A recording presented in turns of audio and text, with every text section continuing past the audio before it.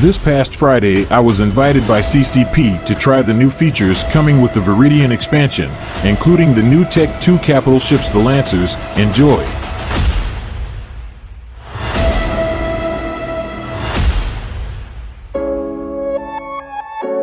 First of all, we need to understand what makes the Lancers superior to their Tech 1 variants, other than counting with an increased amount of base hit points and a Tech 2 resist profile. The Lancers can be fitted with a new weapon system, the Disruptive Lance.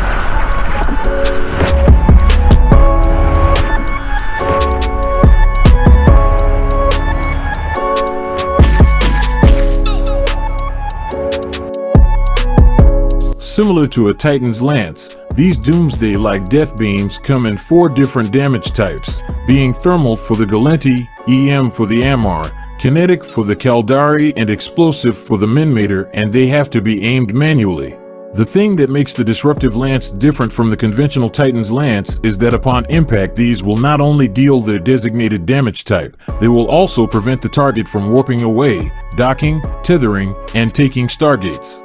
Additionally, they will reduce the effectiveness of remote reps received on the target by 60%, and if the receiver is closer than 10 kilometers away from the Lancer, it will also neutralize 35,000 units worth of capacitor off the target. It is worth noting that for the ship to fire the Lance you need to enter into siege mode, meaning that you have to be stuck in place for the duration of your siege module cycle, which is 5 minutes. Furthermore, when activating a Lance, this will consume 20,000 units worth of your jump fuel. But Lancers also come with enlarged fuel bays. For contrast, both the Revelation Navy issue and the Tech 1 Revelation's fuel bays are 8,000 cubic meters big, while the Lancer's fuel bay has 20,000 cubic meters worth of capacity. This translates in enough space for plenty of strontium for your siege module and jump fuel for several lance fires, plus your integrated jump drive.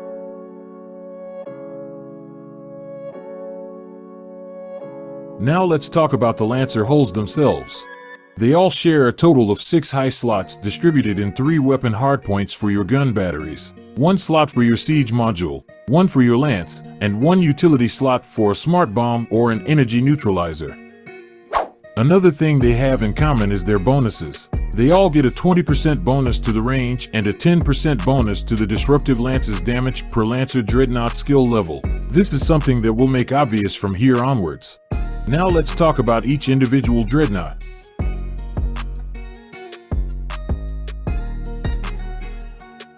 The Ammar Empire's take on this ship comes in the form of the Bane-class Lancer. This one being manufactured by the Canid family, known for combining the typical Ammar heavy armor with the unconventional inclusion of missile batteries instead of the traditional laser turrets, making the Bane-class the first ever Amerian missile-based capital ship. This behemoth counts with bonuses for standard torpedoes and extra-large cruise and torpedo damage as well for the missile's explosion radius. This makes the Bane the only Lancer with an alpha damage bonus. Its Disruptive Lance is the EM Asmaru. Then we have the Caldari Karura, named after a giant fire-spitting creature in Japanese Buddhist folklore. A very fitting name if you ask me. Much like what happened with the Bane, the Ishikon Corporation decided to take the missile-based Phoenix-class dreadnought and convert it into a hybrid weapon platform. This heavy shield tanker counts with bonuses to capital hybrid turret range and tracking speed. This one is to be fitted with the kinetic steel Yari. Next we have the Minmator Valraven, manufactured by the Thucker tribe as a response to the events during the late Turner incident. This one keeps the traditional Minmator projectile bonuses being for turret falloff, plus the iconic Thucker repair amount bonuses being a 5% for both shield and armor. Its lance of choice is the explosive Aegir, named after a Viking spear-like weapon.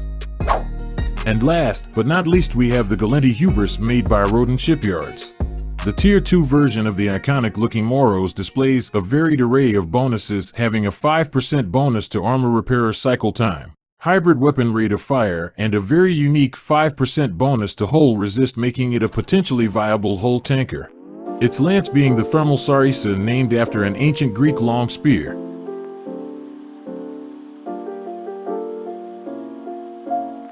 In conclusion, the new Lancer Dreadnoughts are incredibly fun ships to fly and play with a huge potential for new playstyles in the capital ship scene.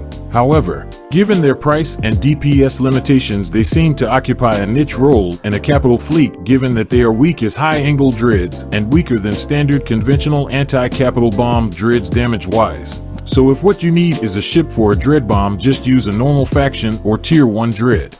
Additionally, this is a very skill-intensive hull even for the seasoned dread pilot, given that the skill for the dread and the lance make 3 billion ISK in total for the books only, and in my opinion they are only worth it when they are maxed out at level 5.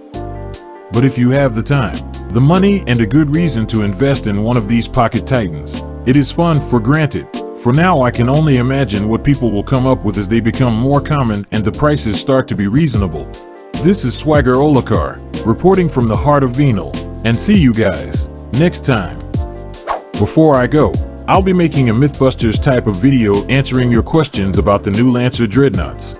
If you want your question to be featured, head to my channel and on my banner click on the Discord logo to join my Discord channel.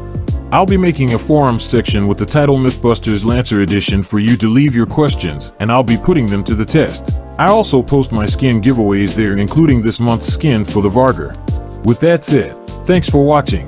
Fly dangerously.